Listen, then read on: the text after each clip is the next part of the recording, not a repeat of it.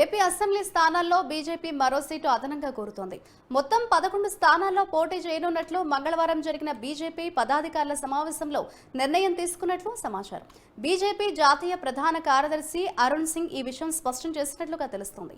అయితే Rajahmundry rural, urban స్థానాల్లో ఒకటి ఇవ్వాలని బీజేపీ కోరుతున్నట్లు తెలుస్తోంది.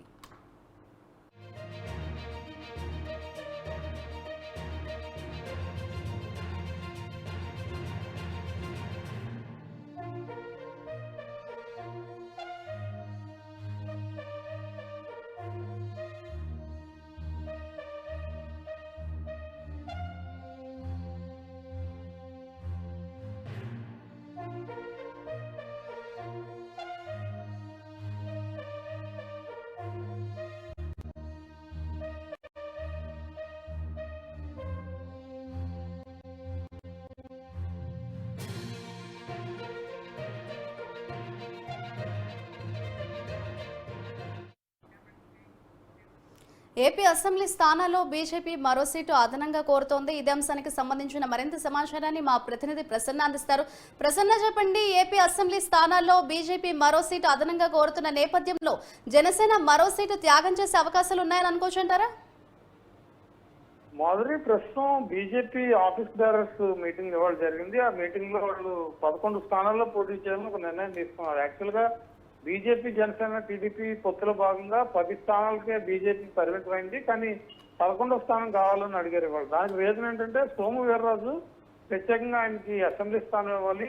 ఎందుకంటే ఆయన ఇవాళ మీటింగ్ హాజరు కాలేదు అనారోగ్య కారణాల వల్ల. అయినప్పటికీ కూడా కొంత అసంతృప్తి ఆయనలో ఉంది. టికెట్ రాకపోవడంతో ఒక చర్చ జరిగింది. దీంతో 10 స్థానాలు అభ్యర్థులు ఉన్నారు కాబట్టి 11వ స్థానంగా బీజేపీ రాజమండ్రి రూరల్ నుంచి కానీ లేకపోతే రాజమండ్రి సిటీ, అనపర్తి ఇలాగా ఇంకొక స్థానం అడుగుతోంది. అందుకని 11 స్థానాలకు పోటీ చేయాలని నిర్ణయం తీసుకుంది. అయితే ఇక్కడ జనసేన కన్నా టీడీపీ నుంచే ఒక స్థానం బీజేపీకి వచ్చే అవకాశం కనిపిస్తోంది. టీడీపీ 144 స్థానాల్లో పోటీ చేస్తుంది కాబట్టి ఇంకోటి 143కి పరిమితం అవుతుంది. మరి బీజేపీ ఆ 11వ స్థానంలో అభ్యర్థిని పెడతారు ఏంటి, అసలు 11 మంది అభ్యర్థులను ఎప్పుడు పెడతారనేది చూడాలి. యాక్చువల్ గా ఇవాళ జరిగిన మీటింగ్ లో లిస్ట్ ఫైనలైజ్ అయింది, కానీ ఇంకా రిలీజ్ చేయలేదు. రేపు మధ్యాహ్నం కానీ రేపు సాయంత్రం కానీ బీజేపీ ఫైనల్ లిస్ట్ విడుదల చేసే అవకాశం కనిపిస్తోంది. ఓవరాల్ గా పొత్తులో భాగంగా 11 అసెంబ్లీ స్థానాలు, 6 పార్లమెంట్ స్థానాలు అంటే లోక్సభకు సంబంధించి 6 స్థానాల్లో పోటీ చేయాలని బీజేపీ నిర్ణయం తీసుకుంది.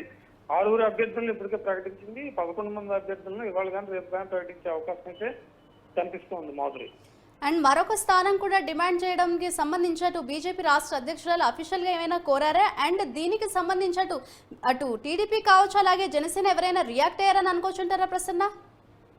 అంటే 11వ స్థానం పోటీ చేయడానికి రీజన్ ఏంటంటే ఈ అసెంబ్లీ 10 సీట్లు ప్రకటన, 6 పార్లమెంట్ ప్రకటన తర్వాత ఒక వర్గం బీజేపీ నేతలు, ఎందుకంటే అక్కడ విష్ణువర్ధన్ రెడ్డికి సీట్ లేదు, జీవి నరసింహారావుకి సీట్ లేదు, సోము వీర్రాజు కూడా లోక్సభ అనుకున్నారు కానీ రాజమండ్రి అనుకున్నా, ఆయనకి ప్రకటించలేదు. దీంతో ఇవాళ ఒక వర్గం నేతలు బీజేపీ మీటింగ్ కి దూరంగా ఉన్నారు. దీంతో ఒక స్థానం నుంచి సోము వీర్రాజు కొంచెం ప్రయారిటీ కాబట్టి ఎప్పటి నుంచో ఆయన ఇంచుమించు 80s నుంచి బీజేపీ వెంట పెట్టుకుని ఉన్నారు. ఆర్ఎస్ఎస్ తో కూడా సంబంధాలు ఉన్నాయి.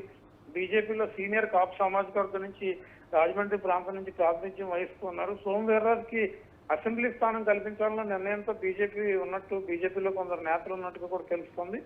అందులో భాగంగానే 11వ స్థానం పోటీ చేయాలని నిర్ణయం తీసుకున్నారు. యాక్చువల్ గా దీనికి సంబంధించి ఇవాళ చర్చ కూడా దాని చుట్టూనే తిరిగింది. అయితే అఫీషియల్ గా ఎవరు ఉంటారు పోటీలో, ఎవరెవరు అభ్యర్థులు ఏంటనేది లిస్ట్ వచ్చాక మనకి పూర్తి స్థాయిలో తెలిసే అవకాశాలు అయితే కనిపిస్తున్నాయి.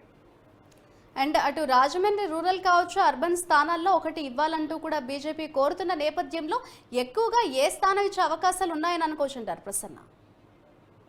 అంటే యాక్చువల్ గా రాజమండ్రి రూరల్ నుంచే అవకాశాలు కనిపిస్తున్నాయి. కానీ రాజమండ్రి రూరల్ కి ఆల్రెడీ ఇప్పుడు అభ్యర్థిని పెట్టారు కాబట్టి మరి టీడీపీ ప్రకటించింది. మరి టీడీపీ ఇచ్చిన సీట్ ను వెనక్కి తీసుకుంటుందా లేకపోతే అనపర్తి సీట్ బీజేపీకి ఇస్తుందా అనేది చూడాలి. మోస్ట్లీ అనపర్తి ఖరారయ్యే అవకాశం కనిపిస్తుంది. కానీ అనపర్తి నుంచి సోము వీర్రాజు మాత్రం పోటీ చేయడానికి అక్కడ పెద్ద ఆయన ఇంట్రెస్ట్ గా లేరు. ఎందుకంటే అనపర్తి ఆయనకి చాలా దూరంగా ఉన్న ప్రాంతం. కమ్యూనిటీ ప్రకారం కూడా అనపర్తి సోము వీర్రాజు చెప్తాని పరిస్థితి అని ఆయన వర్గం వాళ్ళు చెప్తున్నారు. దీన్ని బట్టి మరి అనపర్తి కేటాయిస్తే సోము వీర్రాజు దూరంగా ఉంటారు. సోము వీర్రాజు ఇంట్రెస్ట్ చూపించి సీటు మాత్రం రాజమండ్రి రూరల్ వైపు ఉన్నారు. కానీ అక్కడ ఆల్రెడీ టీడీపీ క్యాండిడేట్ ఉన్నాడు. యాక్చువల్ గా జనసేన క్యాండిడేట్ మన కందుల దుర్గేష్ ని పక్కన పెట్టి టీడీపీ సీట్ ఇవ్వడం గోరంట్లకి ఆ తర్వాత పరిణామాల్లో మళ్ళీ బీజేపీకి ఇస్తారని చర్చ జరగటం, ఇవన్నీ కూడా ఇంకా ఒక 2 సీట్ల మీద కొంత ఇబ్బందికర వాతావరణం ఉంది, జనసేనలో కావచ్చు బీజేపీలో కావచ్చు. మరి దీని మీద క్లారిటీ తీసుకుంటే కనుక రేపు డిక్లేర్ చేసే అవకాశాలు అయితే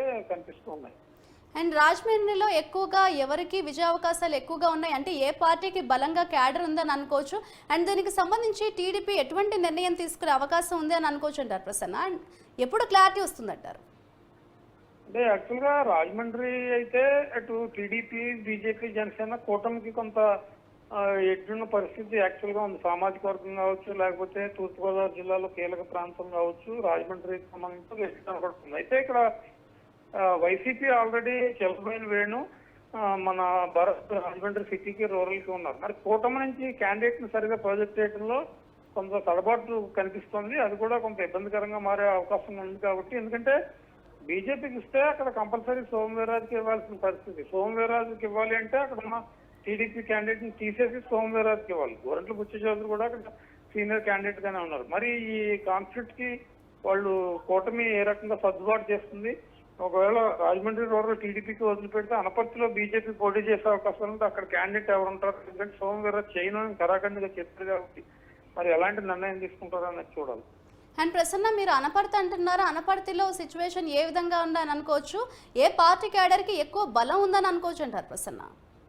అంటే అనపర్తిలో యాక్చువల్ గా ఇప్పుడు వైసీపీ ఉన్న టీడీపీ కూడా కొంతవరకు అక్కడ ఎడ్జ్ కనపడుతుంది, కొంత గ్రౌండ్ వర్క్ కూడా చేస్తూ ఉన్నారు కూటమికి సంబంధించి. అయితే రెడ్డి సామాజిక వర్గం ఎక్కువగా ఉన్న మూలన అది ఎటు టర్న్ అవుతుంది అనేది కొంత సంక్లిష్టంగానే ఉంది. అయితే సోమవీర్రాజుకి అనపర్తి ఆఫర్ ఇచ్చారు కానీ అక్కడ ఆయన పోటీ చేయడానికి విముఖత ప్రధానంగా చూపించడం ఏంటంటే ఆయన కాపు సామాజిక వర్గానికి సంబంధించిన నాయకుడు కావటం, అనపర్తిలో కొంతవరకు నెగ్గుకు రావడం కష్టమనే అంచనాకు రావటం, ఇదంతా కూడా సోమవీర్రాజు ఇంట్రెస్ట్ వెచ్చకపోవడానికి ప్రధాన కారణంగా కనిపిస్తుంది.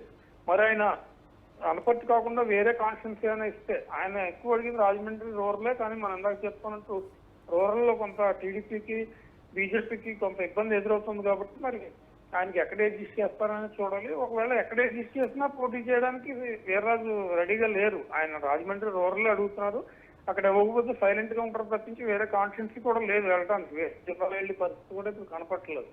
మరి దీన్ని బీజేపీ ఏ రకంగా హ్యాండిల్ చేసి ఎవరికి ఇస్తుందో అనేది చూడాల్సింది మనం. అండ్ ప్రసన్న, పొత్తులో భాగంగా ఓవరాల్ గా బీజేపీ 10 స్థానాలతో సరిపెట్టుకుంటుందా లేకపోతే 11 స్థానాల్లో పోటీ చేసే అవకాశం ఉందా? ఎప్పటి లోపల క్లారిటీ వచ్చే అవకాశం ఉంది అని అనుకోవచ్చు అంటారు? అంటే 11 స్థానాలు అనేది కన్ఫర్మ్. 11వ స్థానం ఏం తీసుకుంటారో అనేది చూడాలి తప్ప 11కి ఫిక్స్ అయిపోయారు వాళ్ళు. ఎందుకంటే ఇప్పుడు సోమవీర్రాజుకి ఇవ్వాలన్నా లేకపోతే ఇంకొకరికి ఎవరికైనా అడ్జస్ట్ చేయాలన్నా కూడా 11వ స్థానం ఇంపార్టెంట్ అని భావించే 11 స్థానాలు తీసుకుంటూ ఉన్నారు.